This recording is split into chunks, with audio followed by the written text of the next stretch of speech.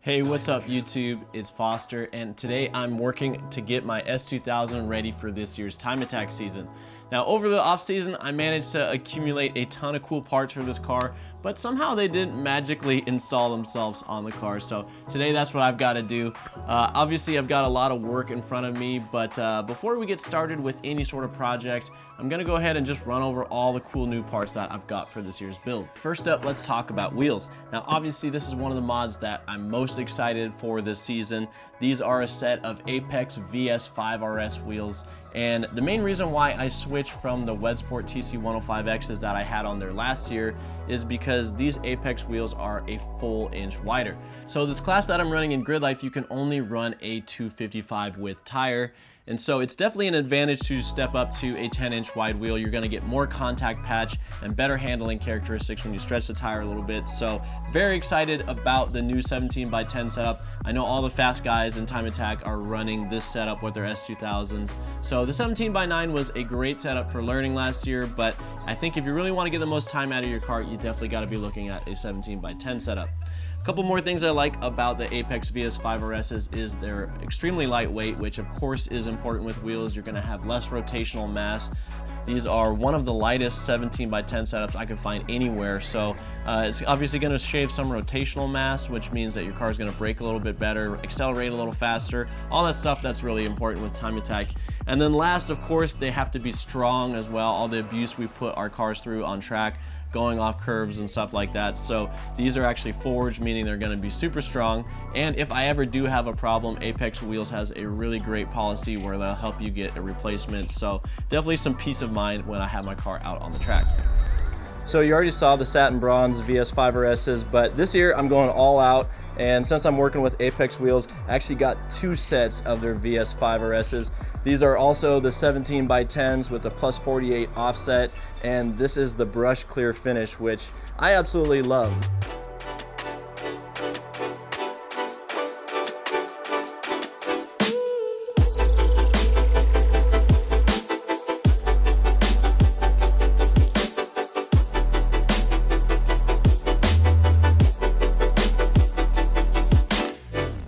So if you've ever wondered what the difference is in contact patch between a 17x9 and a 17x10, Randy actually had a set of RPF 1s hang around his shop with the same exact tire. This is Falcon RT660 250/540 on both wheels, and the Apex wheel is in the front and then the RPF 1 is in the back. But just look at the difference in width. It's a solid ½ inch or more of contact patch that you get by going to the 17x10 setup.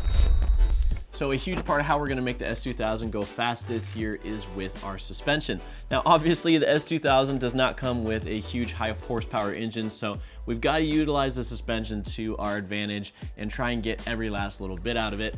So last year I had a set of one-way adjustable coilovers, and I honestly felt like they were a limitation on certain tracks. When I would go off curbing, sometimes the car would bounce and it wouldn't put power down to the track, which is obviously what you want. So let's run over some of the cool features of these Fortune Auto Dreadnoughts. These have got a ton of cool motorsports technology packed into them, which I'm really excited about. The first thing that you'll notice with these two ways is the rebound adjustment is separate from the compression adjustment, which is really nice because it's gonna allow me to change the car's behavior depending on what track I'm at. And it's gonna need to be set up differently on a bumpy track versus a smooth track. And this is gonna allow me the capability to really dial in the car's handling.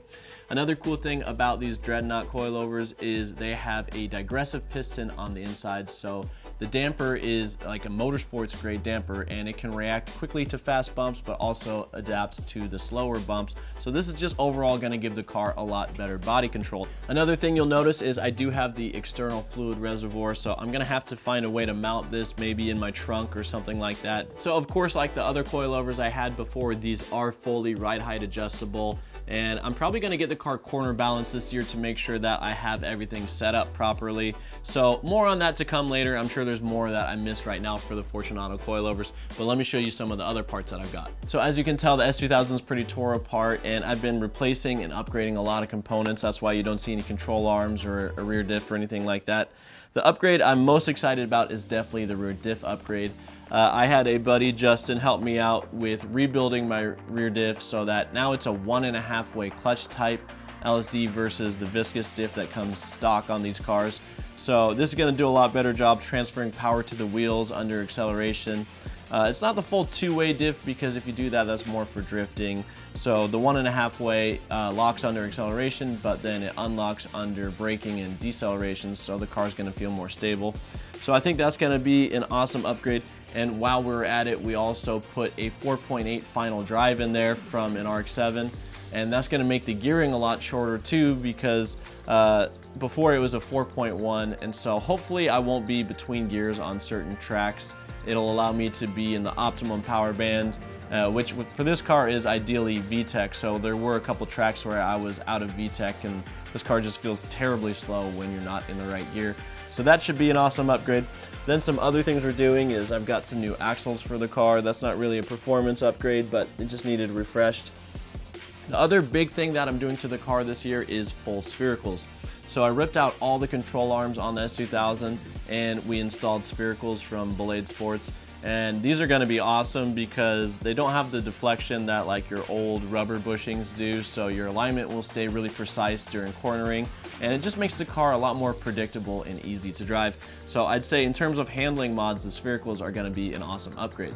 Okay, the last exciting mod I've got for the S2000 this year is this Tomei titanium exhaust.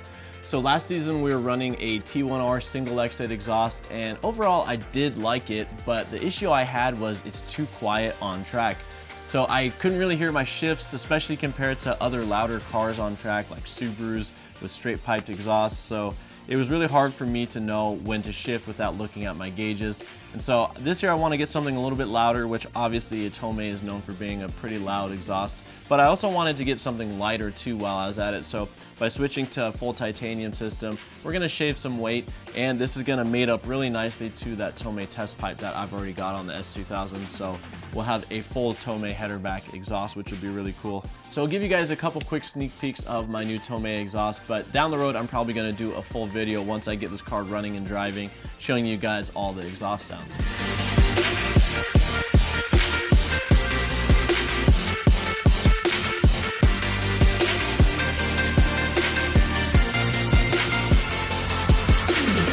So once again, I managed to not make a ton of progress on the S2000, but at least now you guys have seen all the cool parts that I've got for this car, and I'm definitely looking forward to getting those put on the car. So next video, I'm gonna have to do less talking and more installing, because I do have an event coming up in about a month, and I've absolutely got to get this car ready.